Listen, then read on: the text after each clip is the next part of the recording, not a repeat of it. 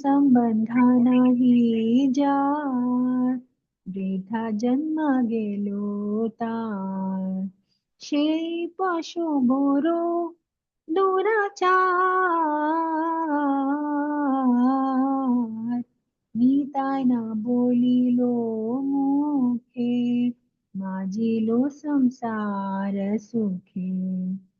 निताय न बोलिलो मुखे, माजिलो संसार सुखे. विद्या कोली की को रिबेता,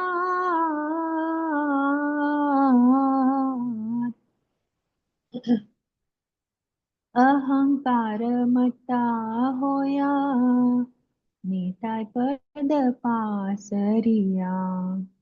अहंकार मत्ता होया, निताय पद पासरिया. असत्येर सत्या पुरी मानी, निताये करुणा हमे, रजे राधा कृष्ण पावे. निताये करुणा हमे, राजे राधा कृष्ण पावे. धारो निताय चरण दुखानी, निताय चरण सत्या, आहार सेवक नित्या. निताय चरण सत्या, आहार सेवक नित्या. निताय पद सदा पुरो आशा, नरोत्तम बोरो दुखी, निताय मोरे कोरो सुखी. नरोत्तम बोरो दुखी, निताय मोरे कोरो सुखी. राखो रंग चर निरपाशा, निताय पद कमला, कोटि चंद्र सुशीतल. हरे कृष्णा कृष्णा कृष्णा हरे हरे, हरे राम राम राम हरे हरे. हरे कृष्णा कृष्णा हरे हरे, हरे राम राम राम हरे हरे. हरे कृष्णा कृष्णा हरे हरे, हरे राम राम राम हरे हरे. शिला प्रभुपाद की जय. हरे Krishna. Hare Krishna Mataji. Very nice Kirtan Mataji. So beautiful. I'll share my screen. Let's begin with our prayers. Om Ajnanatimirandasya Jnananjana चक्षुरुन्मिलितं येन तस्मै श्रीगुरुवे नमः. श्रीचैतन्य मनोभीष्टं स्थापितं येन भूतले स्वयं रूपा कथामयं ददाति स्वपदान्तिकम्. हे कृष्णा करुणा सिन्धु दीनबन्धु जगत्पते गोपेश गोपिका कान्ता राधा कान्ता नमोस्तुते. रक्तकाञ्चन गौरङ्गी राधे वृन्दावनेश्वरी वृषभानुसुते देवी प्रणमामि हरिप्रिये. जय श्री कृष्ण चैतन्य प्रभु नित्यानंदा श्री अद्वैत गदाधर श्रीवासादि गौरभक्तवृंद. हरे कृष्णा कृष्णा कृष्णा हरे हरे, हरे Ram Ram Ram Hare Hare. We're going to do today the prayers by Nagapatnis. They were actually devotees, and their husband, that is Kalia, was full of poison and was causing so much harm. So they know Krishna has been very merciful to Kalia. So we know the background. We'll discuss that also. This is how they started. The wives of the Kaliya serpent said, "The punishment this offender has been subjected to is certainly just. After all, you have incarnated within this world to curb down envious and cruel persons. You are so impartial that you look equally upon your enemies and your own sons. For when you impose a punishment on a living being, you know it to be for his ultimate benefit. So they're saying he is wrong only. We know that he's wrong. He's he's cruel. He's been envious. He's been cruel. So what did Kalia do actually? Okay, we'll just read that. He was contaminating the waters, Yamuna's waters, with poison. The fumes were so high that, it was even who they couldn't even breathe the air. It was that bad. That's what Bhagavatam said. And then what happened? Krishna wanted to teach him a lesson because the water was becoming poisonous and nobody can drink that poison. They can't play there, nothing. So he made a nice palace city inside that Yamuna. That's what it says. He had built his own city. Imagine how big he had made a residence there. So when Krishna entered, what he did? He did this. The serpent quickly went up to the Lord and bit him on the chest. He went up and bit him on the chest. And then he coiled around him. Krishna was enwrapped in the coils of a black snake.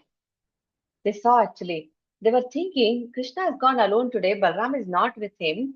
So who knows what's going to happen? So they followed the footprints, all the friends, and they reached here, and this is what they saw, and they fainted.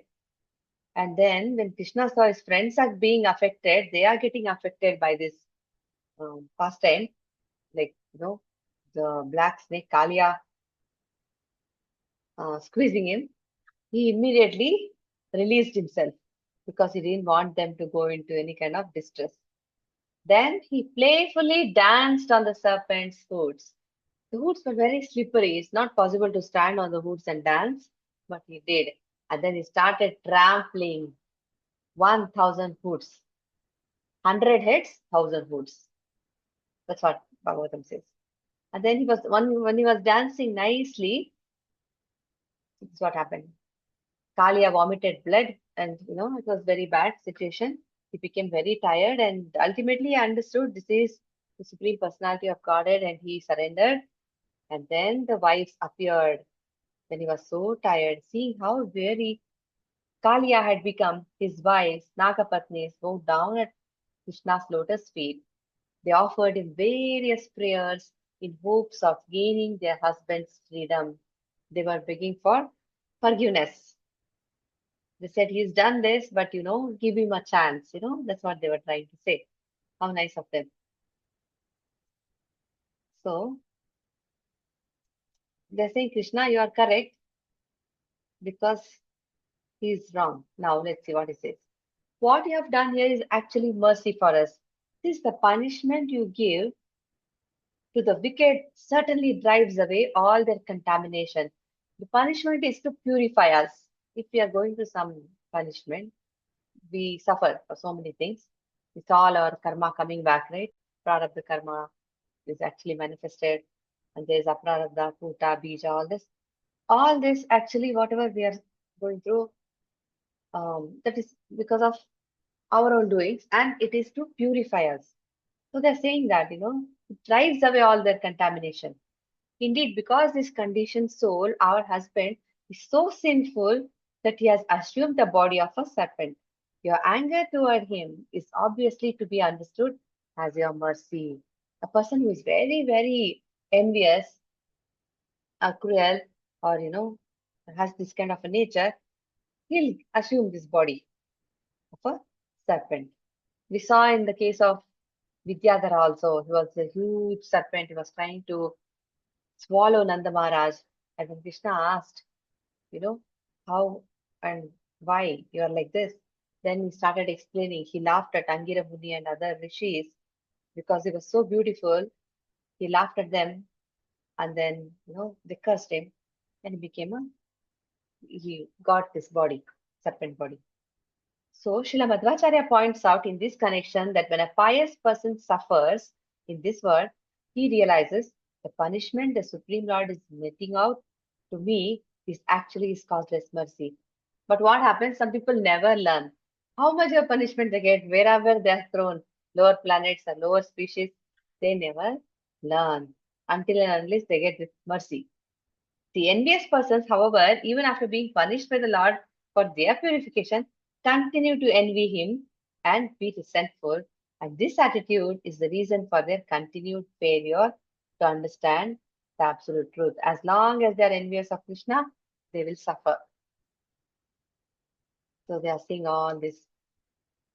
And then, but they're wondering, how come these Kaliyas must have done so many sins, but how did he get this benediction? Krishna is on his head right now. His feet are touching the hoods.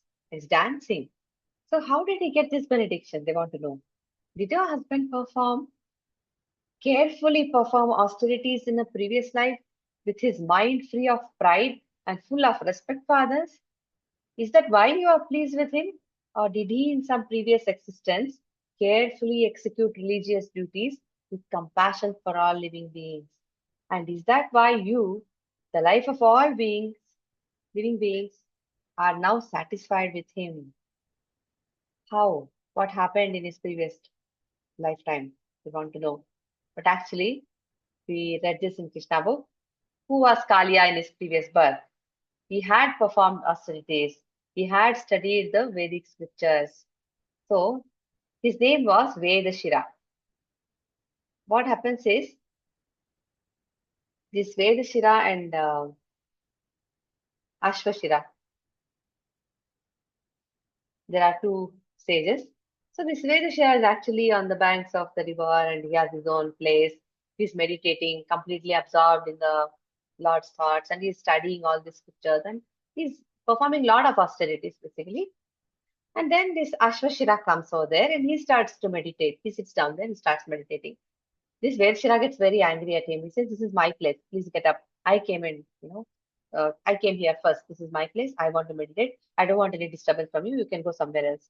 So Ashwashara says, "Hey, what am I doing? I'm just sitting and meditating. How is this causing disturbance?" And no, he says, I came first. This is mine. So he starts fighting. So this Ashwashara thinks, what is the point of studying so many scriptures and all this when he has so much anger that's coming out like this? And he's so envious of him. With so much anger. He says, the way you are behaving, you better become a snake in your next birth, You're fit to become a snake only. That's the body you should get. He curses him. So because of that, he becomes Kaliya. That's the reason. And he had performed austerities because of which now he had got this, benefit now. So they're saying this, see, it's given here. In this regard, Srila Prabhupada comments in his Krishna book, the Nagapatnis confirm that one cannot come in contact with Krishna without having executed pious activities in devotional service in his previous lives. See, we coming in touch with Prabhupada's books and all these devotees who are giving us so many opportunities for service and all this. This is also some mercy, Must have performed some pious activities for them to appear in our lives. They say it's not possible otherwise. They're confirming this. As Lord Chaitanya advised in his Shikshashtaka, one has to execute devotional service by humbly chanting the Hare Krishna mantra, thinking oneself lower than the straw in the street and not expecting honor for himself, but offering all kinds of honor to others. Aman, this says, right, Shikshashtakam, every morning we recite at 4:30, and in that we learn, is what it says. The Nagapatnis were astonished that although Kaliya had the body of a serpent as a result of grievous sinful activities, at the same time he was in contact with the Lord to the extent that Lord's lotus feet were touching his hoods. And all the demigods and Mother Lakshmi, she's also watching this. And then, even Ananta Shesha, who is Balram, he also notices. He says, "Look at Krishna, how he's dancing on the hoods. How fortunate is he?" Certainly, this was not the ordinary result of pious activities. These two contradictory facts astonished them. "O Lord, we do not know how the serpent Kaliya has attained this great opportunity of being touched by the dust of your lotus feet. For this end, the goddess of fortune performed austerities for centuries, giving up all other desires and observing austere vows. Those who have attained the dust of your lotus feet never hanker for the kingship of heaven, limitless sovereignty, the position of Brahma, or rulership over the earth. We saw this in Dhruva Maharaj's case. When he saw Krishna, when he saw Vishnu, he lost all his material desires. Once they become devotees, when they attain the dust of his lotus feet, they stop desiring for all this kingship of heaven or limitless sovereignty, and they don't want to become Brahma or Indra or the rule over the earth. Nothing. They are very much happy just to serve him, just his association. You know, they are not interested even in in the perfections of yoga or in liberation itself. They develop love for Krishna and they feel so happy just to be around him, serve him. O Lord, although this Kaliya, the king of the serpents, has taken birth in the mode of ignorance and is controlled by anger, he has achieved that which is difficult for others to achieve. Embodied souls who are full of desires, others wandering in the cycle of birth and death, can have all benedictions manifested before their eyes simply by receiving the dust of your lotus feet. So they are glorifying Krishna and they are saying Kaliya is also fortunate. It is very rare for a conditioned soul to free himself from the contamination of illusion and thus become established in perfect consciousness of the absolute truth. Being in Krishna consciousness is not so easy, it's not a joke also. Because we have fallen into this well of nescience, fallen into the well of nescience. Somebody has to take us out. We don't know what we are doing. So many people who commit mistakes, sometimes we can judge. We can look at them and see, why is this person so sinful? Some people we can judge just by looking at them. Nothing wrong in calling a thief a thief. Nothing wrong in calling thief a thief. That's what Shastra say. We are not committing any offense by saying that, but we can see sometimes. We don't need an expert to say that somebody is really very sinful. In case of Chakai Madai also, we could see, look at them and tell they're being so violent and all. So we know what they're doing. Oh my God, they don't know what they're doing. They don't know who they are. Who am I? Bhagavadgita teaches us who we are. So we can judge. Same way, we are also fallen into nescience and our knowledge and our senses, everything is so limited. So they are saying it is not easy to free ourselves from this contamination of illusion. And yet this benediction was achieved by the serpent Kaliya because the Lord personally danced upon the serpent's hoods with his lotus feet. Although we conditioned souls may not receive the mercy of having the Lord dance on our head, we we may not receive. Krishna may not dance our head, but we definitely can get the dust of the bona fide spiritual master like Srila Prabhupada and all the acharyas that have come in the bona fide parampara system. And by doing that, we can go back home, back to Godhead, just by following Prabhupada. And then we can be free forever from the misery and ignorance of the mundane universe. Because this is Dukalayam Ashashvatam. It's not possible to be happy here forever. Only a devotee who is serving the Lord is actually peaceful.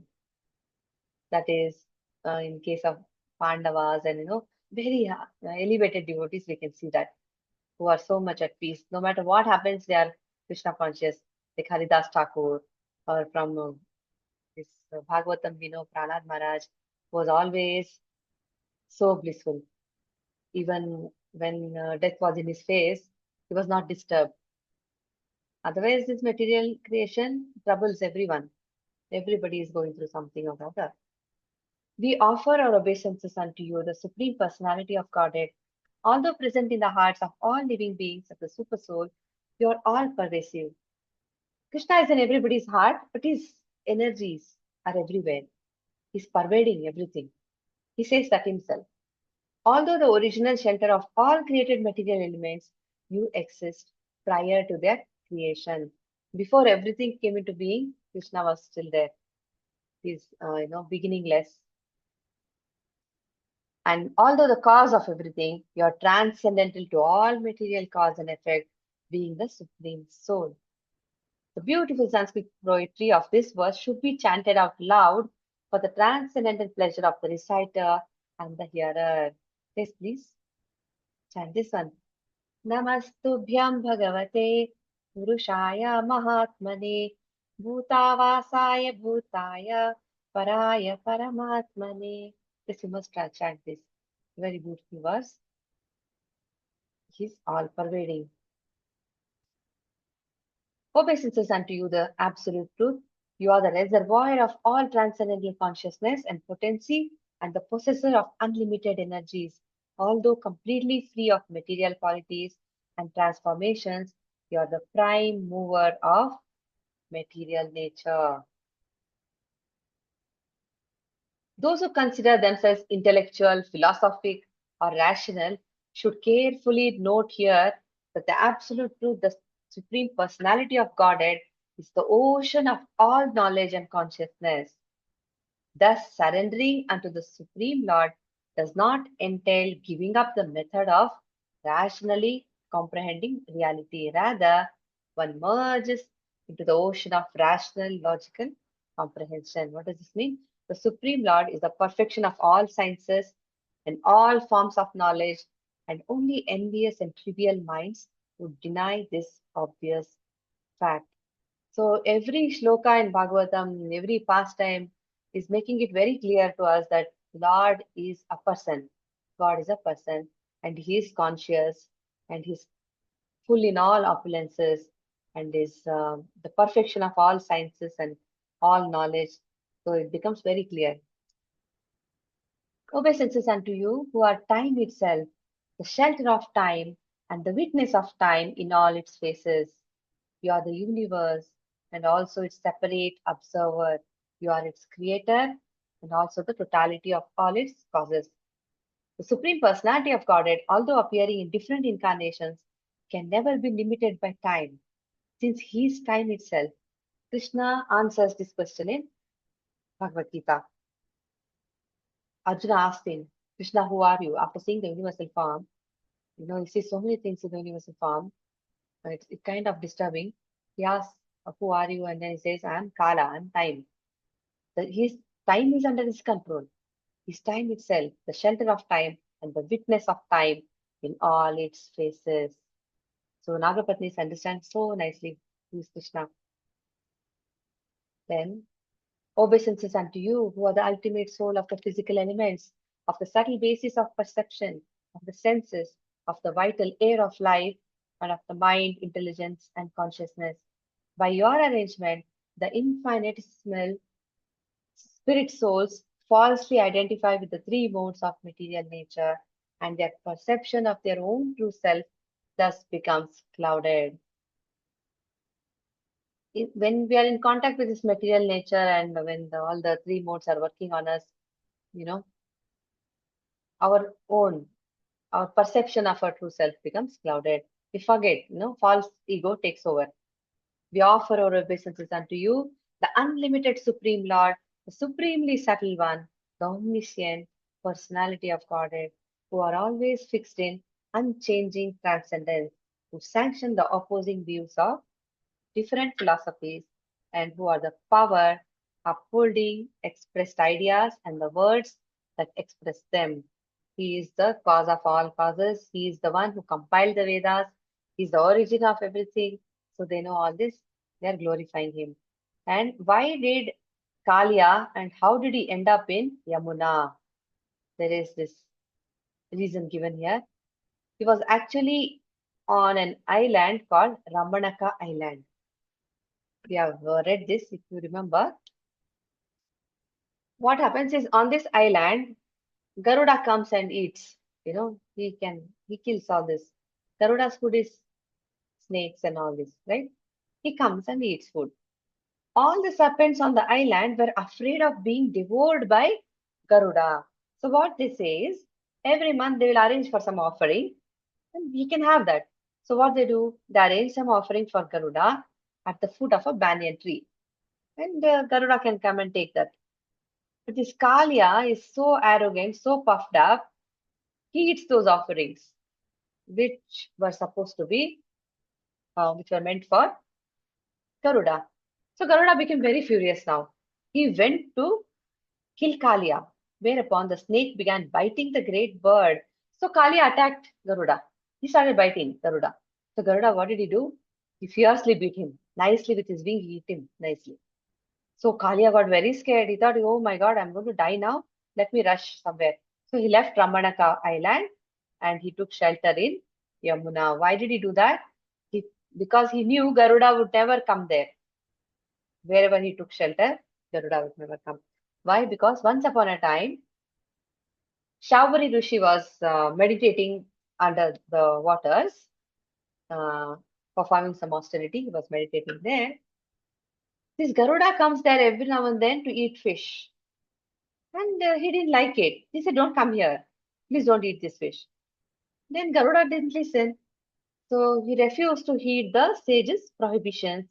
And in response, the sage had cursed Garuda that he said, if you ever come here and eat the fish, if you come and disturb like this, you will immediately die. Kalia had heard this.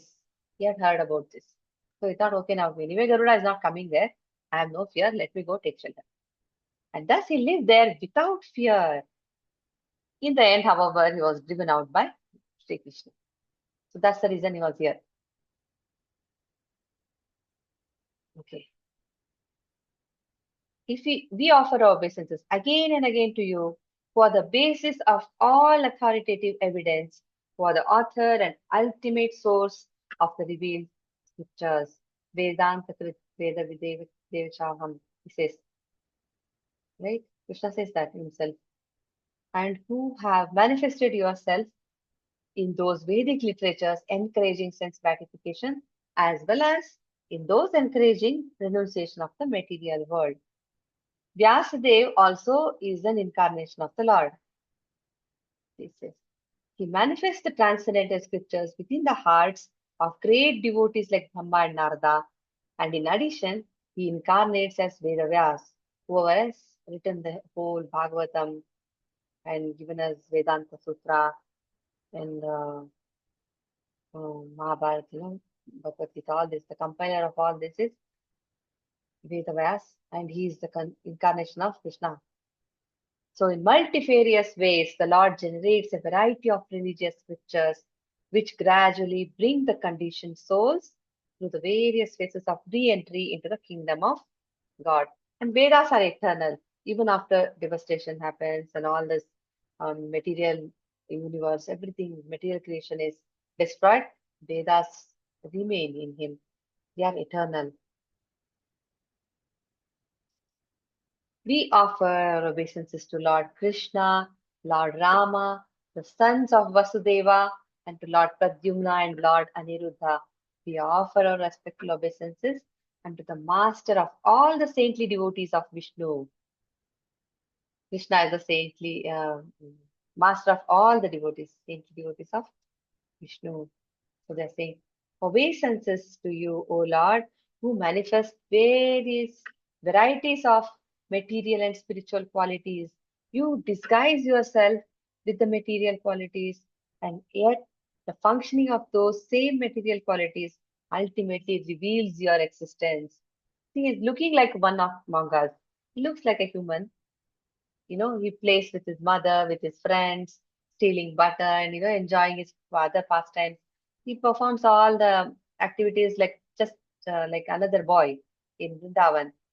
He disguises himself so nicely, but through his activities, he reveals himself. Krishna, lifted the Govardhana hill, and then he killed so many demons. His activities were not normal. So you stand apart from the material qualities as a witness and can be fully known only by your devotees. In Bhagavad-gita, we know there are two kinds of Kshetragnas. One is the soul and the other one is the super soul. And the super soul is a witness. The word Buddha, can somebody read this purport, please? Hare Krishna. Hare Krishna, Mataji. Can I read, Mataji? Yes, Mataji, Hare Krishna. Thank you. The word guna conveys various meanings. The three basic qualities of material nature, that means that is goodness, passion, and ignorance. Excellent qualities one manifests because of piety and spiritual achievement, or the internal senses such as the mind and intelligence. The word pradipaya means unto him who manifests or illumines. Thus, here the Nagapatnis are addressing the Supreme Lord as He who manifests all material and spiritual qualities and who causes the living entities to be conscious. One can see the Lord by going beyond the screen of material nature, and therefore he is called Gunatma Chadanaya. Gunatma Chadanaya. If one methodically and intelligently,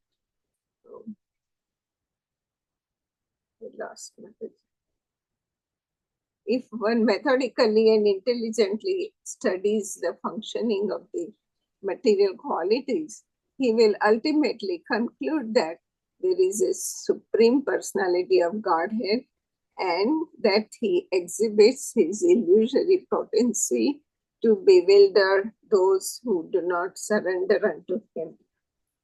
You want me to continue, Mataji? One more paragraph is there, Mataji. If it is okay with you, yes, Mataji. Yeah. The Lord is never affected by the modes of nature, being their witness, and thus he is called Gunadrastri. The word Swa indicates one's own, and thus Swa Samvide means that Lord Krishna can be known only by his own people, the devotees, and also that ultimately only the Lord can know himself perfectly. Therefore, we should take Lord Krishna's instructions in Bhagavadgita and immediately come to the right conclusion. Full surrender to the Lord's lotus feet. Thus, we should humbly glorify the Lord, following the example of the Nagapatnis. Hare Krishna. Hare Krishna, Mataji. Hare Krishna. So the consciousness of the soul is because of the consciousness of the super soul.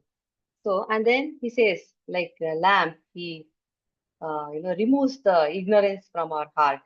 So without his mercy, we cannot understand Krishna, and only devotees know Krishna. And Krishna himself says, not even demigods, nobody knows him actually. It's impossible to know Krishna.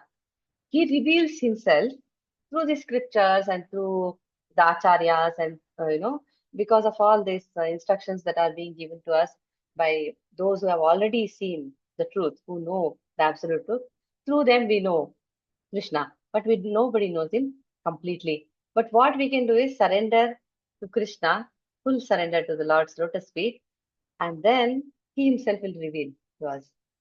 And this is what we should learn from Nagapatnis. Now, what happens is Kalia is actually fainting. He's so much in pain because of how Krishna was dancing on him. And then he's hearing all these prayers. When they stop praying, he doesn't know how to make up his own prayer. So he just repeats what his wife, recited. So imagine now, if we say, right, in our family, not everybody is Krishna conscious. My husband or my wife or my children, we're all trying. We're trying our best to make them also Krishna conscious. And at the same time, we have to practice. We have to be so good in our practice that they themselves become little influenced. So here we see that the Nagapatnis, how nicely they are praying for him. So what we can do? We can learn from them. We pray. O Lord Rishikesha, master of the senses, please let us offer our obeisances unto you, whose pastimes are inconceivably glorious. Your existence can be inferred from the necessity for a creator and revealer of all cosmic manifestations. But although your devotees can understand you in this way, to the non-devotees, you remain silent, absorbed in self-satisfaction. So, he doesn't reveal himself to everyone. Obeisances unto you, who know the destination of all things, superior and inferior. What is superior? What is inferior? All the superior living entities are those living entities who are actually devotees of the Lord. They're all superior. And the inferior personalities are those who are unaware of Krishna, or they are envious, or they are demoniac, or whatever. That is the difference. Superior and inferior, and who are the presiding regulator of all that be. You are distinct from the universal creation, and yet you are the basis upon which the illusion of material creation evolves, and also the witness of this illusion. Indeed, you are the root cause of the entire world. How did this world come into being? Why is Earth rotating like this? Why is it on its axis? Why there are so many planets, stars, moon? All these questions appear in our mind when we are little. It starts appearing. We question our elders and we try to read. But when you go to school, science teaches us something. And then we learn about gravity and that and this. But Shastras tell us there is a supreme creator who is actually managing everything. And, and he is very intelligent, supremely intelligent, conscious, complete in knowledge, all this. And very nicely it's telling us that definitely there's a creator and there's a very intelligent mind behind all this. And he does it without any effort. The words para and avara indicate superior, subtle elements, and inferior, gross ones. The words also indicate superior personalities, devotees of the Lord, and inferior personalities who are unaware of the glories of God. Lord Krishna knows the destiny of all superior and inferior entities, animate and inanimate, and as the supreme absolute truth, he remains in his unique position above everything. He's completely independent, completely. We are doing so much sadhana, all this. If we are very fortunate, we will go and he'll definitely receive us. He'll be so happy to receive us. Mm. But he's completely independent. So we cannot really say this is the formula. It is up to him. Is he going to welcome us there or no? How pure are we? How is our sadhana? Is Krishna really pleased? We never know. So, but he's very merciful. That much we know. So his position is very unique, above everything, as indicated by the word Sarvadhyakshaya. O Almighty Lord, although you have no reason to become involved in material activity, still you act through your eternal potency of time to arrange for the creation, maintenance, and destruction of this universe. You do this by awakening the distinct functions of each of the modes of nature. Everything is done so nicely by him, which before the creation lie dormant. After the destruction, we all are absorbed into, we are just there. And when it is time, again we take suitable bodies. But nothing is destroyed or created. This example is given in Bhagavadgita, in one of the slides also to explain very nicely. If a building crumbles, the elements and all they're just in a different form, in the form of a rumble, everything is fallen down, but all the elements are still there. It's just not in the form of a building. Like that, everything still stays. All the souls are just there in a dormant state. But when it is time for creation again, all the souls again are back into the material creation. They take suitable bodies. If they are liberated and if they are qualified, they can go back to the spiritual kingdom. Others, they are back. Simply by your glance, all this he does just by his glance. He's not working very hard. Just by his glance, what he does, you perfectly execute all these activities of cosmic control in a sporting mode. It's like a sport for him. And all the devotees, once they go back enjoying the pastimes and or who are in this association in Goloka and all in other, all this wherever the other pastimes are going on, because these pastimes are going on in different universes. So wherever they are going on, they also, um, get so much benefit of this. See, it's just like a sporting mode. He can do anything and everything. And some of the very elevated devotees, they also have some powers, because of being in his association, they can transform others too. They can make others as devotees. And because of their mercy, we can also go closer to him. Skeptics may question why the Supreme Lord has created the material world, which is full of birth, maintenance, and death. Here the Nagapatnis point out that the Lord's pastimes are amogha, beyond any discrepancy. Sri Krishna actually desires that all conditioned souls live with him in his eternal kingdom. That's why he appeared here, to give pleasure to his devotees and to exhibit, how is life in Golok Vrindavan. So much fun, so much fun. They're always laughing, smiling, swimming in the waters, running here and there, climbing the trees, and even Krishna's childhood pastimes are so much fun to read. And those are just a glimpse of what's happening in Golok Vrindavan. So, but he wants to take us back. That's why he appeared here and gave a taste of that, because we have forgotten. Those forgetful souls who are inimical to their loving relationship with God must go to the material world and be subjected to the conditions of time.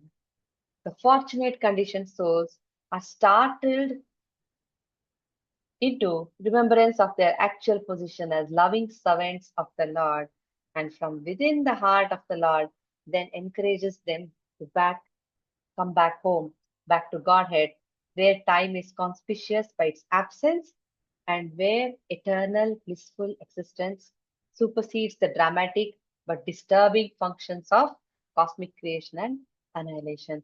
Time does not, uh, you know, have any kind of influence in the spiritual world. They are eternally youthful.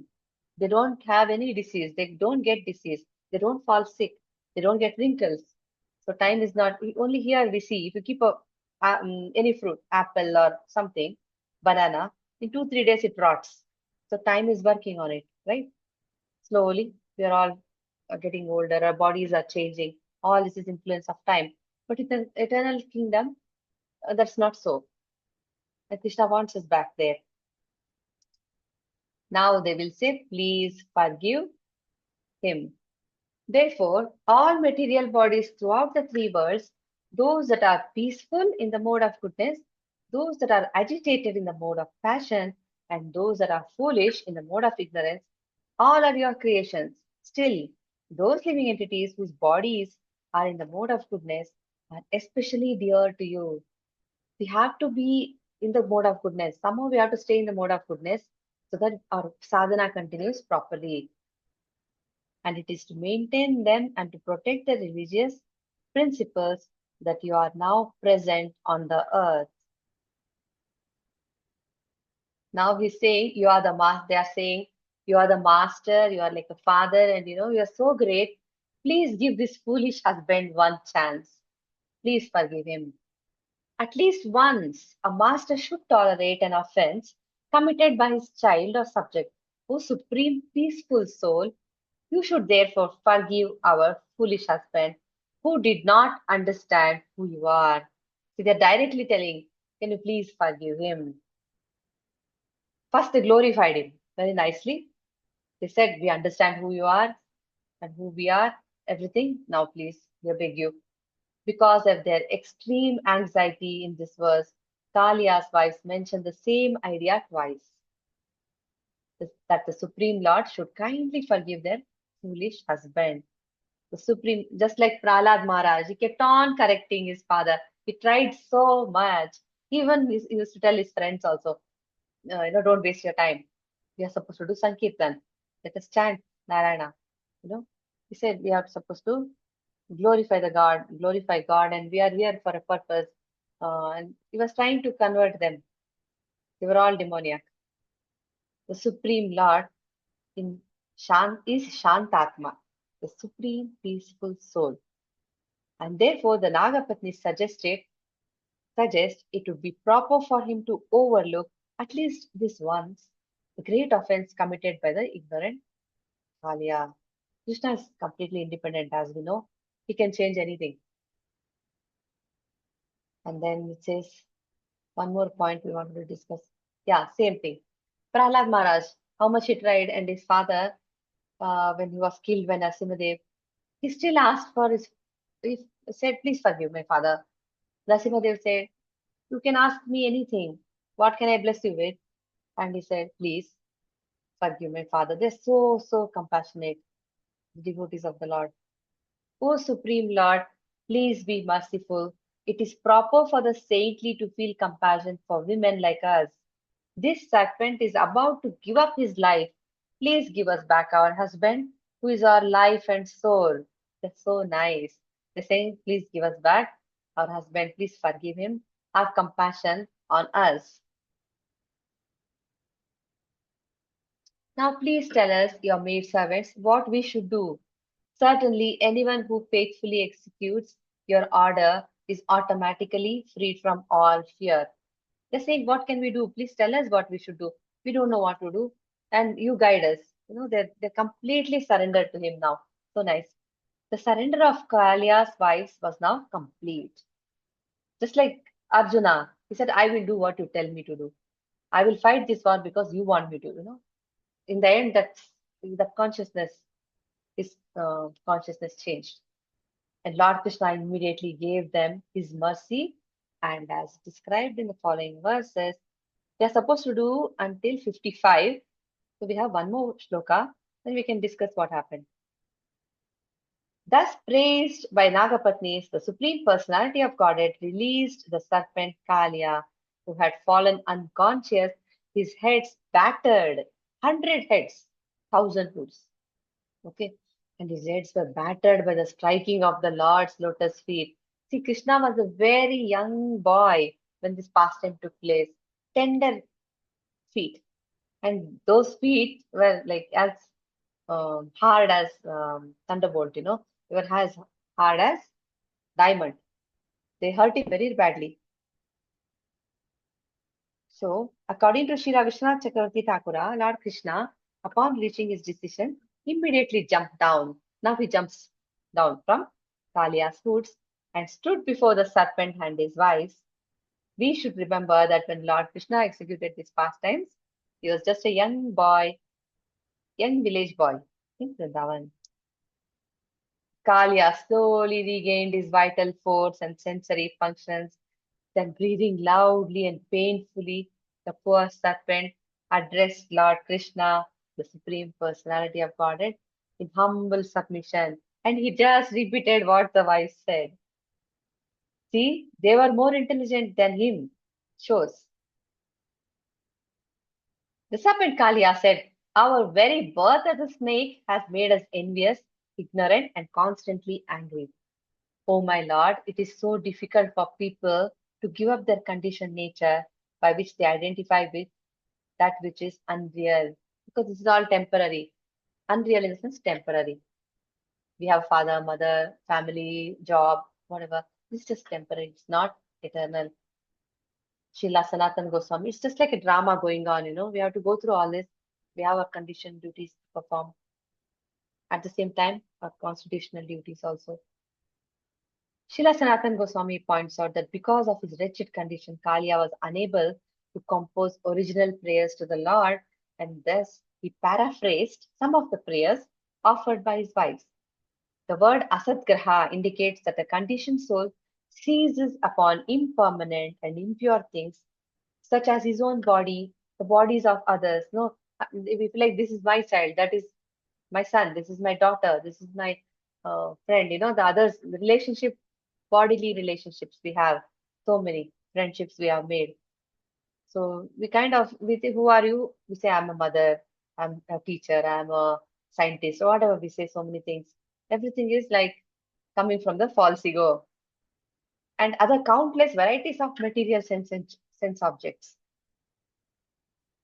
The ultimate result of such material attachment is frustration, disappointment, and anguish, a fact that has now become crystal clear to the poor serpent Kaliya. And then he prays, and then obviously we know after that, Krishna says, you have to leave Yamuna at once. Take all your family, friends, relatives, everybody, and please leave Yamuna. Go at once. He says, what can I do? You order me and all. No, he's praying now, fully surrendered he is. So Krishna says, you can leave. So Kalia takes everybody and leaves, and then he says, let the waters of Yamuna be enjoyed by Brajavasis, all these people who are in Vrindavan, let them enjoy. Use the waters properly. And then he says, he apologizes, prays, and then leaves. I will stop the recording. We can discuss